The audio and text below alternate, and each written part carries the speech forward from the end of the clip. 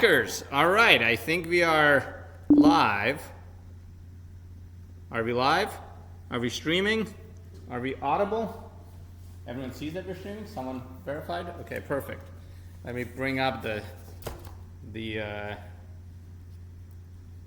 Twitch so I can chat. Oh, nice. I see myself. Always a pleasure. All right, awesome. All right, welcome back to CSE598, Applied Vulnerability Research. Today, I am Adam Dupay once more. Feels good to be back. Okay, so the slightly lamer Adam Dupay has been, over the last couple of months, probably dragging you through all of this Mac stuff that just probably a big pain in the butt. Are you guys liking the Mac stuff? Good. Well, we're not going to do any of that today.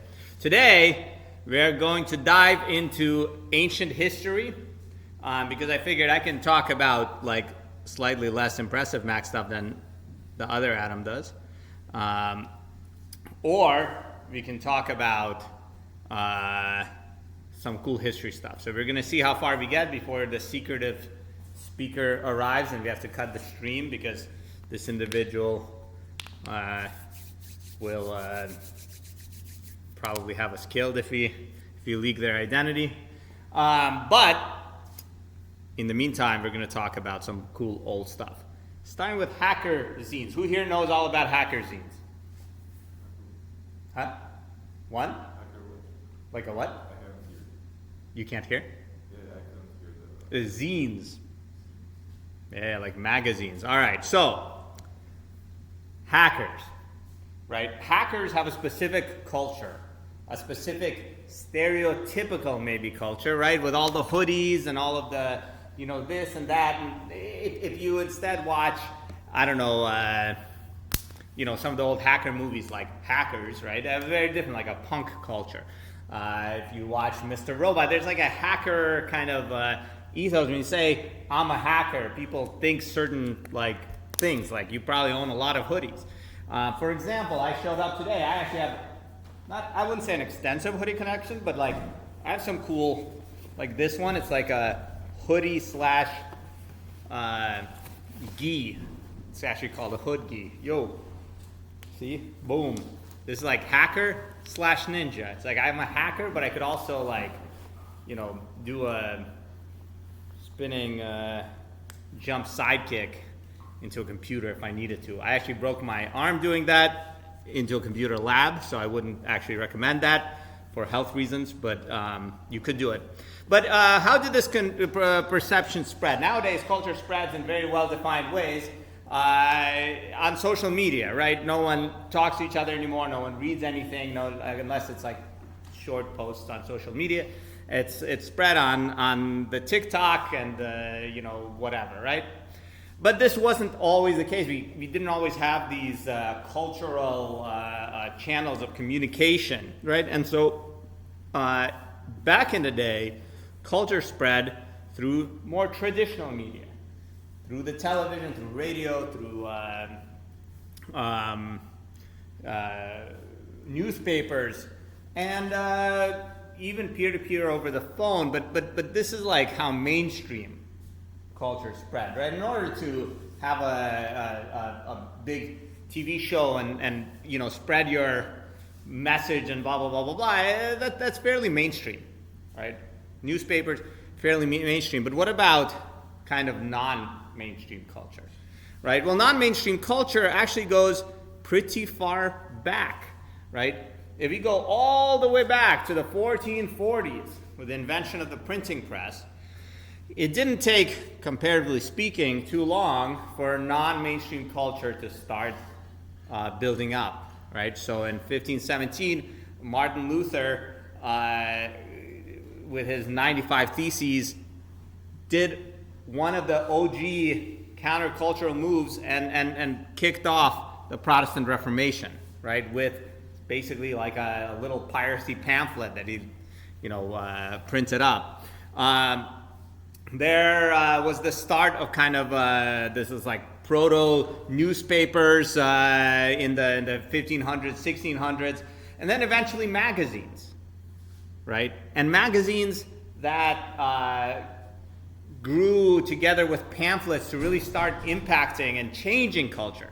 So one of the big impetuses, the way that kind of revolutionary thinking spread in America was through these pamphlets, right? Like the Thomas Paine's Common Sense, right? And then eventually, as printing became more accessible, et cetera, we started seeing really subcultures embrace these little magazines that spread culture of various kind of subgroups and helped keep it propagating, keep it coherent, and so on.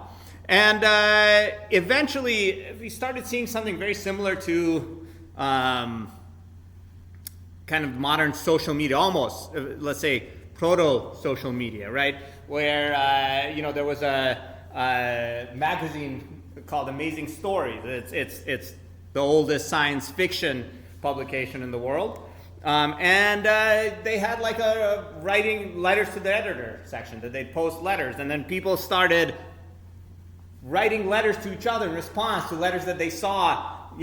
Someone would say, hey, I actually really think that humanity, instead of going to space, is just going to go and evolve to live in the oceans. If you disagree, here's my address, right? And then people would subtweet that by mailing a letter to them and you're an idiot, or mail a letter to the editor and say, no, they're an idiot. Right, and then, so people started talking to each other more and more, and then started basically something close to blogging, right? I might become a big influencer on the Amazing Stories letters to the editor, and then I'll start sending out my own little magazines, and they can evolve, and so on, right? And these started being known as zines. Right? These little magazines that I could create, I could send out, and so forth. And of course, we're getting to the hacking thing. Right now, we're just talking about like science fiction and so on. But zines turned out to be a great place to incubate ideas. Right? For example, Superman, or at least the first character known as Superman, was originally a villain written in a zine. And here's the zine, right? So someone designed this, printed it out, and mailed it to their friends, right? And decades later, we have like a derivative Superman cash grab every couple of years. So that's pretty good impact. And the music culture really embraced zines, right? They had commentary, et cetera, like all of these. Tons of zines that were distributed, in hyper-local publications to really propagate this culture. And so you say, okay, but why are we talking about music, science fiction, and stuff? We're getting toward the hacker stuff, right? Part of the hacker ethos, as it's often seen, is like a Ronin sort of living slightly outside society and societal rules. And one of the first kind of examples toward this was the anarchist cookbook. It was probably kind of one of the, I wouldn't say it's the first hack because it's actually not the first, but it's an interesting example of a hacker adjacent zine. And basically it was written by a guy named William Powell who was going through a tough time, so he wrote this anarchist cookbook to kind of save the U.S. from like the horror of the day. And it wasn't communism in his eyes, it wasn't capitalism, it was totalitarianism. And basically he said, hey, we're gonna spread the word on how to create a bunch of crazy anarchist shit, right? So, pipe bombs, tear gas. There was actually sections on there for phreaking devices. So if you guys don't know, phreaking was the old original hacking, the hacking of the old telephone networks, right? And I don't remember which. I think he had like the design of one of the colored box, the black box, blue box, whatever, in the Anarchist Cookbook. And the Anarchist Cookbook was kind of attached informationally to a bunch of violent acts. So like, someone created a pipe bomb, and it's like, well, they might have seen the Anarchist Cookbook at some point. Maybe they got the pipe bomb idea from the Anarchist Cookbook. Probably other way.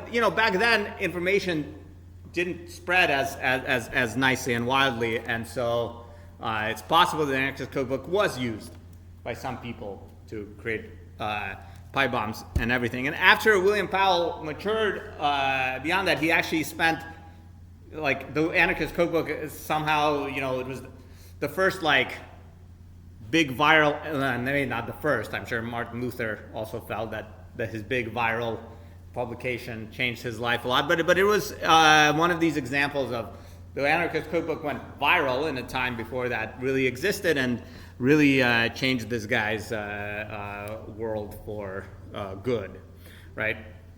And then he spent much of the rest of his life resisting that. He founded, organizations to kind of resist radicalization, and et cetera, et cetera. Very interesting story. Highly recommend looking it up. But then kind of this sets the stage for the rise of zines that propagate hacker culture, right? And this really got going in the 80s. So in the mid-80s, there was kind of enough culture in hacking for a magazine. Let's see how we're doing on time. We're doing great on time. Unless this is someone saying that we're out of time. Nope. Perfect.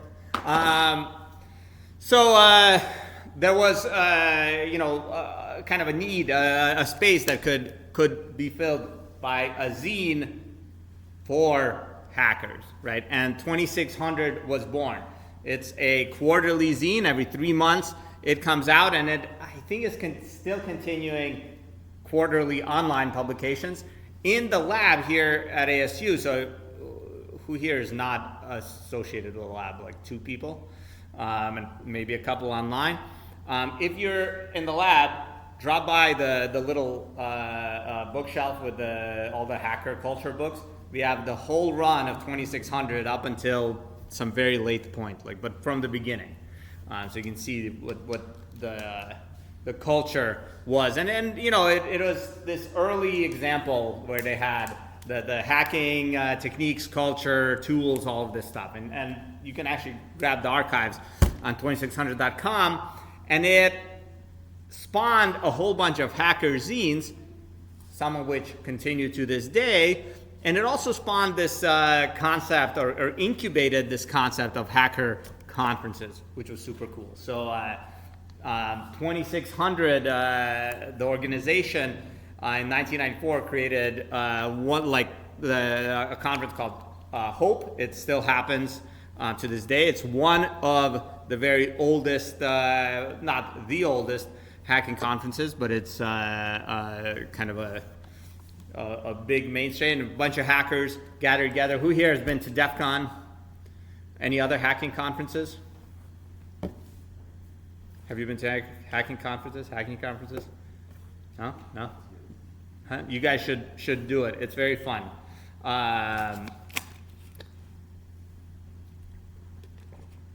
Yeah, so people on Twitch agree, or at least one person agrees that 2600 is cool. So yeah, very cool. Actually, for me,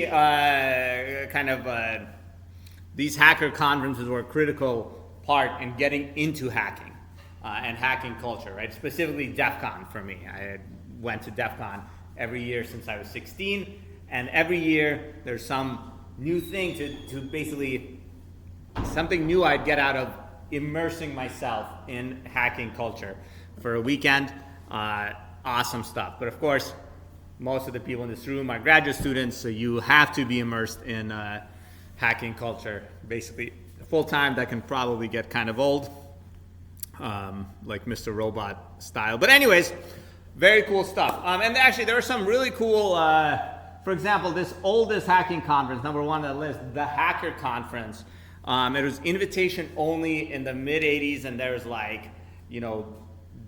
big names. The only name that I remember off the top of my head is Steve Wozniak was there, like you know, big names in our broader community that were just there goofing off, like we goof off every DEF CON or something, right? So it's good stuff. All right, anyways, that's in meat space.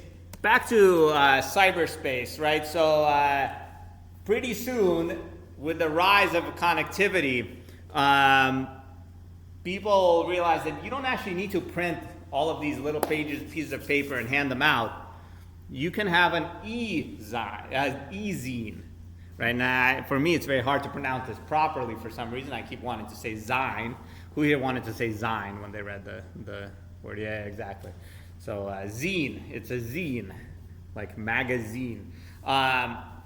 So one of the oldest, FRAC from the mid-'80s, started out on a BBS and originally created before the rise of the internet as a zine for freakers, people that messed around on the old old telephone service network. And of course, BBSs were the ancient predecessors for social media websites, for forums, right? Where someone ran a computer connected to a phone line and people would dial in and leave messages and retrieve messages. And one such BBS was FRAC.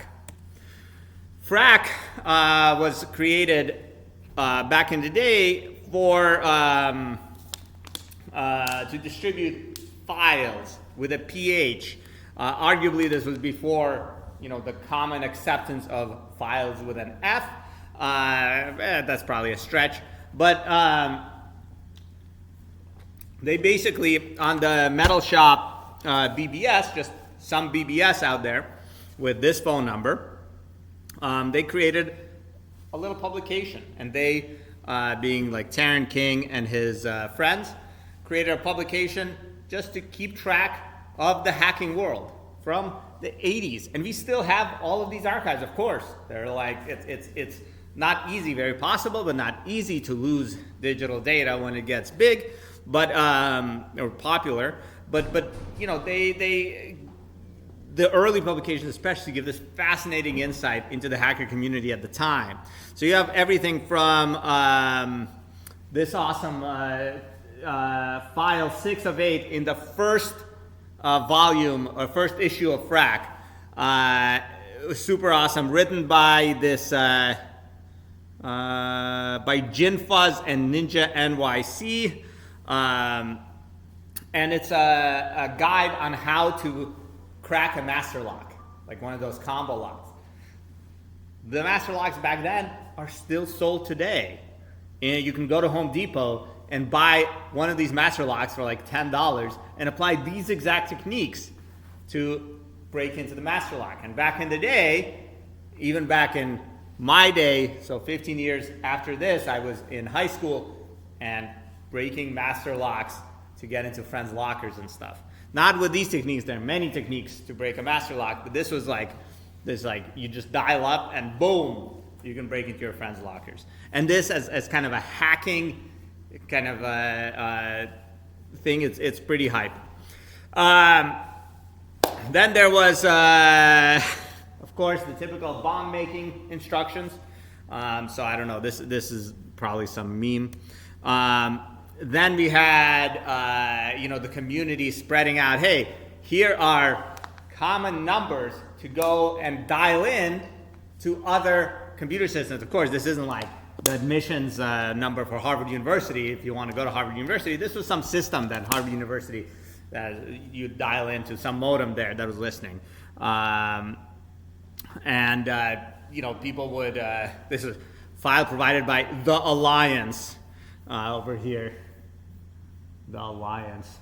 And this is really cool. So this is The Alliance's BBS, and this is its hours of operation, because probably they were using their phone during the day for other things. Maybe this was a workplace or something. But of course they contributed this to FRAC. That's very cool. Another big thing in FRAC, the Hackers Manifesto. Came out in the mid 80s, issue 7 of Frack, and this was after a old hacker, well now old hacker, at the time young hacker, by the name of The Mentor, got arrested in some periodic big operation by law enforcement to pick up hackers, and wrote this to channel the anger of society. And we're going to have a reading from the Hacker Manifesto, and it goes like this. And this was written in the 80s, so there's a little bit of a different sort of edginess. It's this is a historical reading. Take that as you will. And it goes, and then it happened. A door opened to a world, rushing through that phone line. Wait, hold on. We're missing one page. We're just gonna do something. One second, let me just look it up. Where'd it go? Hackers Manifesto. I don't know how that happened. We missed the page, but we're gonna go to the original Frack. Boom. Okay. Go there. And then I will just grab that in a new window here. All right. Perfect. Okay. Well, that's not very good. Okay. Let's do this. All right. Here we go. So he wrote this after his arrest. And it says, another one got caught today. It's all over the papers. Teenager arrested in computer crime scandal. Hacker arrested after bank tampering. Damn kids, they're all alike. But did you in your three-piece psychology and 1950s techno brain ever take a look behind the eyes of the hacker? Did you ever wonder what made him tick, what forces shaped him, what may have molded him? I am a hacker. Enter my world. Mine is a world that begins with school. I'm smarter than most of the other kids. This crap they teach us bores me. Damn underachiever, they're all alike. I'm in junior high or high school. I've listened to teachers explain for the 15th time how to reduce a fraction. I understand it. No, Miss Smith, I didn't show my work, I did it in my mind. Damn kid, probably copied it. They're all alike. I made a discovery today. I found a computer. Wait a second, this is cool. It does what I want it to. If it makes a mistake, it's because I screwed it up. Editor's note, or the GCC developers have a bug in their compiler. Who hasn't thought that more than once? All right. Not because it doesn't like me, or feels threatened by me, or thinks I'm a smartass, or doesn't like teaching and shouldn't be here. Damn kid, all he does is play games. They're all alike. And then it happened. A door opened to a world. Rushing through the phone line like heroin through an addict's veins, an electric pulse is sent out, a refuge from the day-to-day why can't I read today? Incompetencies is sought. Thank you for helping me read. A board is found. This is it. This is where I belong. I know everyone here, even if I've never met them, never talked to them, may never hear from them again. I know you all. Damn kid. Tying up the phone line again, they're all alike. You bet your ass we're alike. We've been spoon-fed baby food at school when we hungered for steak. The bits of meat you did let slip through were pre-chewed and tasteless. We've been dominated by sadists or ignored by the apathetic. The few that had something to teach found us willing pupils, but those few are like drops of water in the desert. This is our world now, the world of the electron and the switch, the beauty of the baud. We make use of a service already existing without paying for what could be dirt cheap if it wasn't run by profiteering gluttons. And you call us criminals? We explore, and you call us criminals. We seek after knowledge, and you call us criminals. We exist without skin color, without nationality, without religious bias, and you call us criminals.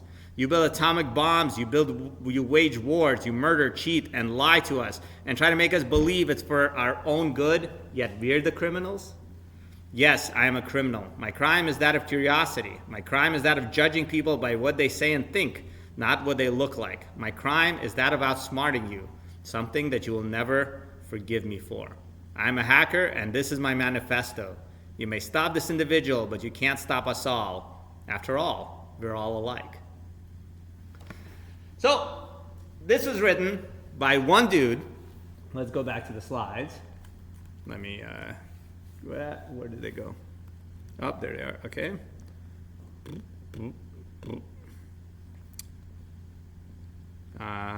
Let me find the slides again. There we go. Okay. Boom. All right. This was written by one person, again, after they were arrested for some minor thing I don't remember anymore. You can tell a lot of it is kind of very edgy and so a lot of it is very, I think if you wrote this nowadays, you'd have gender-neutral pronouns and so on in it. And a lot of it is a very, maybe obsolete stereotype of a hacker's upbringing. But it's very interesting. You can tell between the lines, like you can see threads going on to a lot of modern hacking sensibilities, or a lot of hacking sensibilities that kind of occurred between 1986 and here. Someone observed recently on social media, also like an old school hacker, that we live in a world now kind of flooded by misinformation, and a lot of hackers are maybe on the forefront of trying to fight misinformation.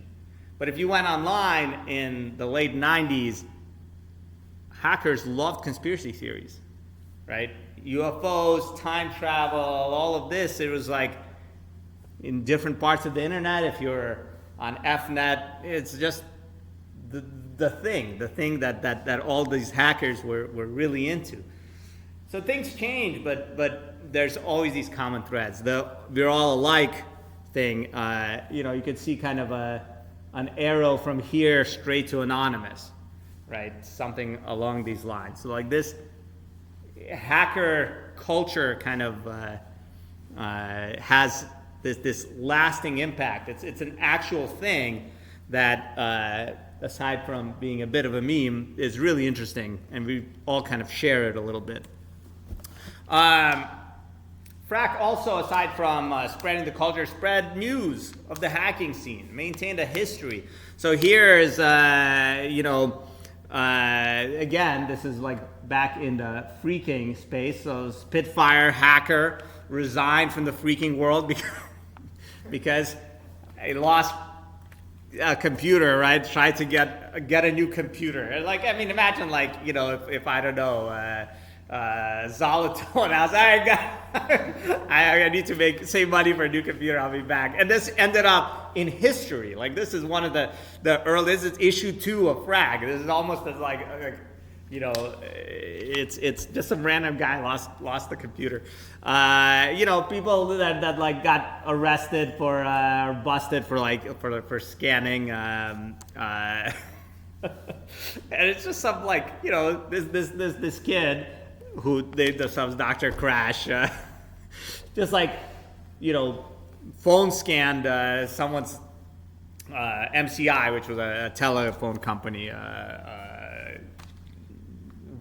Like, I don't know, this is hilarious. And then this guy like moved, and there's like all these hackers trying to keep track of each other. The scene was small enough that random people not having access to a computer for a couple months or whatever is like big news, right? I mean, maybe Flynnis didn't have access to a computer for a couple months. That would be big news, but otherwise. And there's like, rumors about different organizations that got shut down. Oh, here we go. Middle paragraph. The mentor was busted for breaking into a school to steal 29 computers. And then like, keeping track of other members. Poltergeist is in the hospital with leukemia and so on. And one thing that hasn't really changed is all these handles, right? So we got a bunch of handles in this room that I'm looking at here that goes back to this day. The mentor is starting an elite hacking group. It's pretty good. And these are like rumors, right? So it hasn't been completely researched. Like, it's just a funny little thing of hacking as a little counterculture. And in here, they're talking about two hacking groups that are that were at war with each other. The Legion of Doom versus two hacking groups. So Legion of Doom is one of the oldest hacking groups in the world, active even in the early 80s, and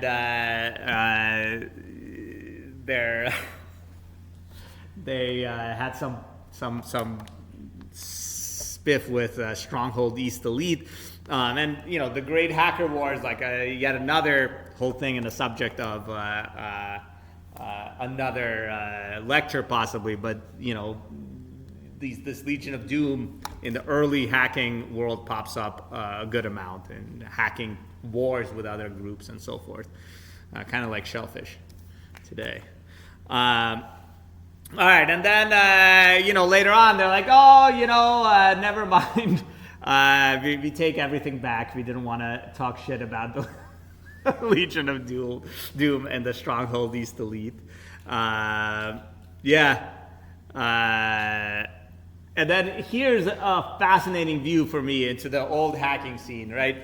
Anarchy Inc. has disbanded. Why?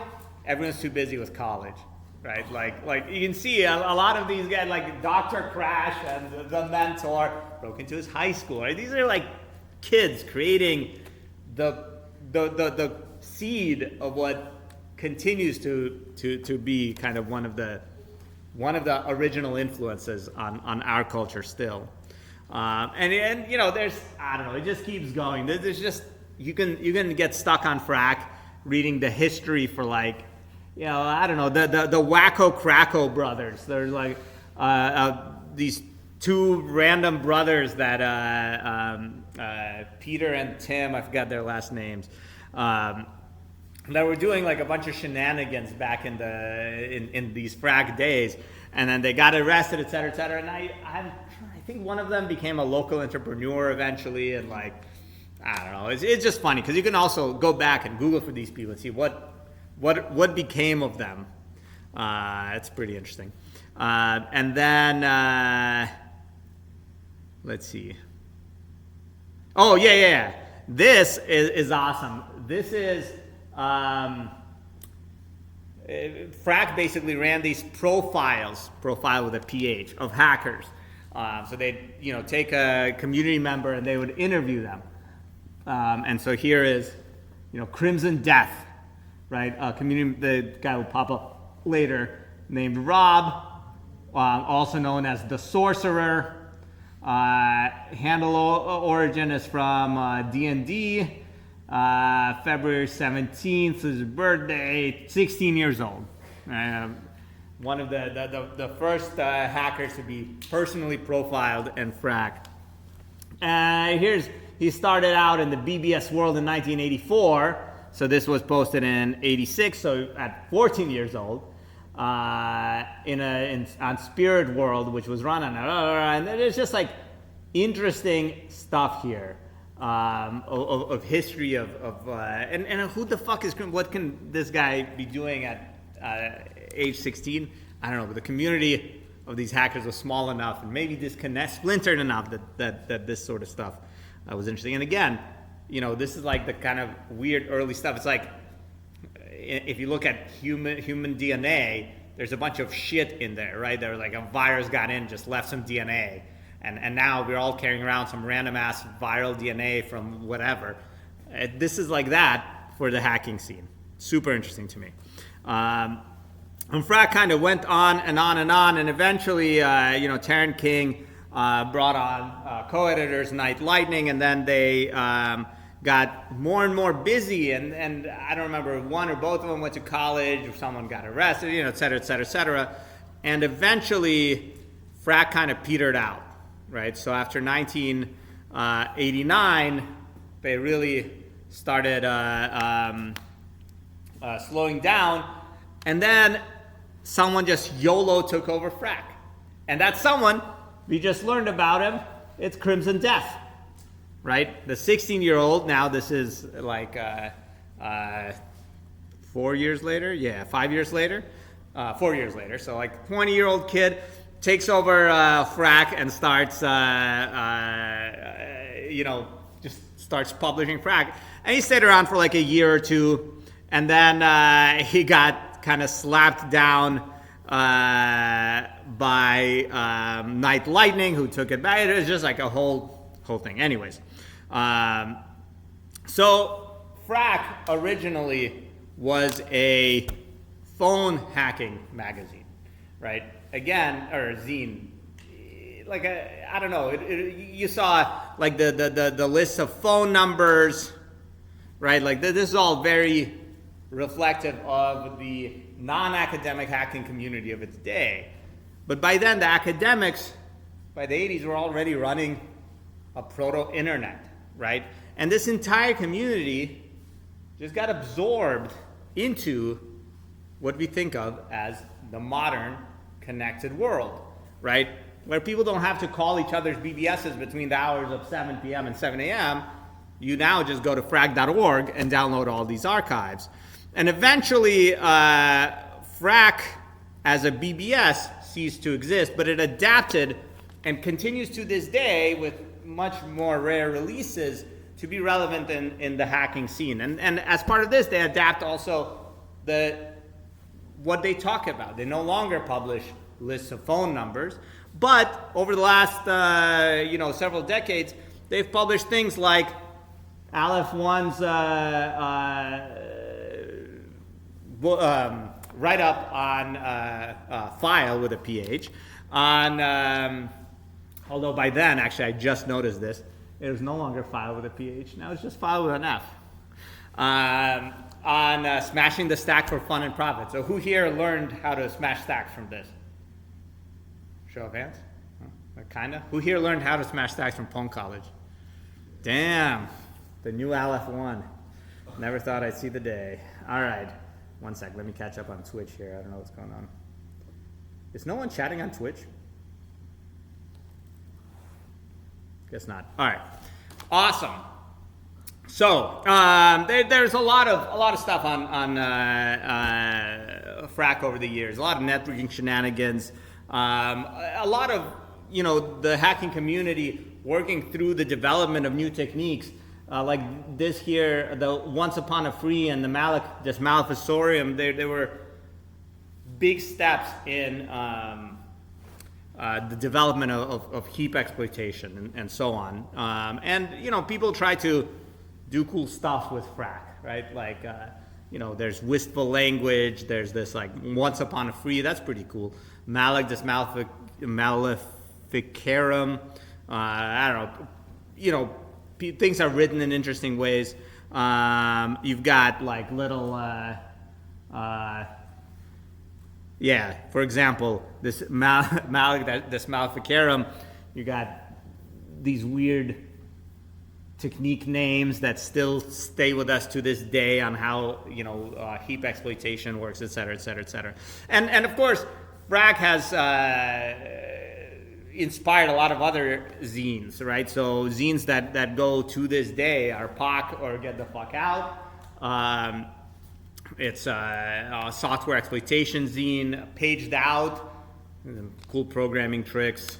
Like just a lot of cool stuff that still goes on, and a lot of zines that are archived. So you can go to textfiles.com and pick up on a lot of archived old zines, very specific game zines and so on, right? And that's kind of the early history of hacking zines, like the how that early hacking culture spread. And nowadays, of course, hacking culture mostly spreads. Maybe this is kind of unfortunate, but mostly on Twitter, a little bit on Discord. Obviously, big impactful places like the pwn.college Discord. But there is some wistfulness. Like frac still exists. We can still go to frac.org and actually read like Shellfish's write-up on the Cyber Grand Challenge, but kind of less, I don't know. Most of the time, people have their own blog. Maybe that's fine. Maybe those are personal zines. So, maybe a little change of pace for macOS exploitation. What do you think? Should we just move the class to be all about history and culture?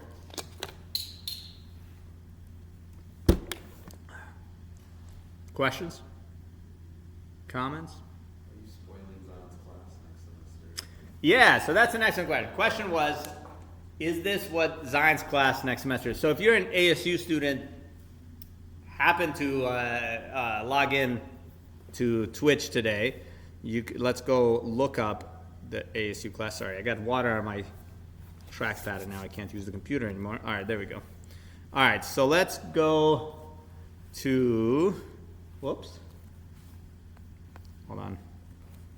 ASU class search.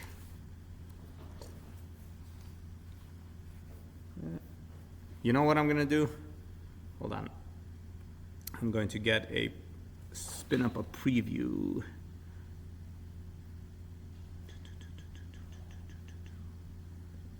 Yes, this way I can see where I'm clicking. Okay, never mind. I can't. Oh my God, this is a disaster. Okay. Full screen preview on here. Oh, this is screen mirroring using OBS. Okay, awesome. So, class search, CSE598, next spring. Boom. Zion is teaching cybersecurity, history, and culture. So this is a course we created to hype up people that might not have technical skills to, oh, hey, the real Adam Dupay is on Twitch. Oh, shit. No one told me that. Wouldn't have said all those mean things. Anyways, it's a class we created to convey this sort of hacking hype to people that maybe don't have the skills yet to tackle something like pwn.college, but are interested. Or to fill in the gaps in your history knowledge. Who here knew all about frac already?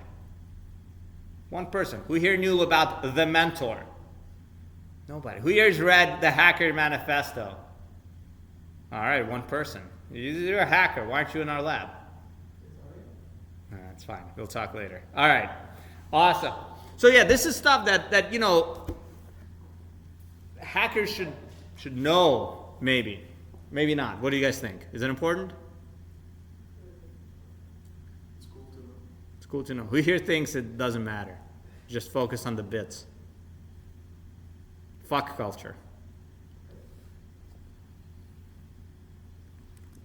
I don't know. I used to not care about it, but I think as I get older and start thinking about, you know, how do people get into this stuff?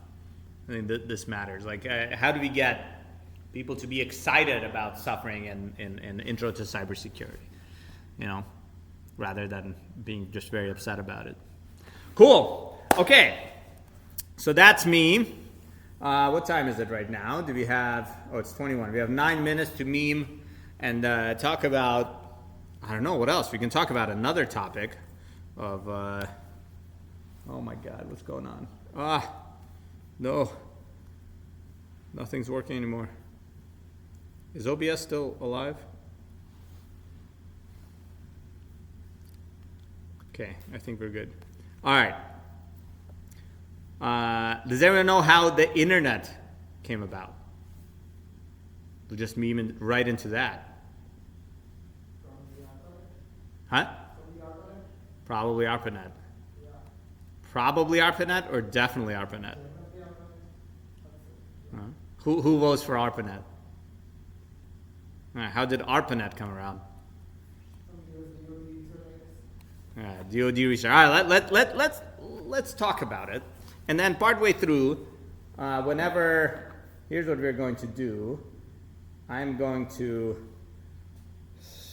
our super mysterious speaker is joining us via Zoom. So I'm going to start the Zoom so that, oh,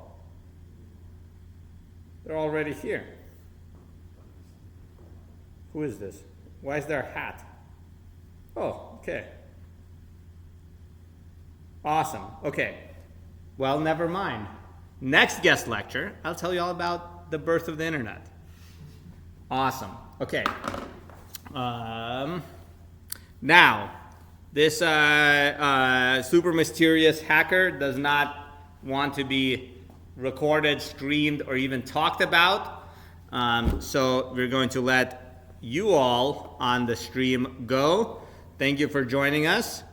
And me, Fake Adam, hopes to see you again on the next edition of a cool version of CSE598.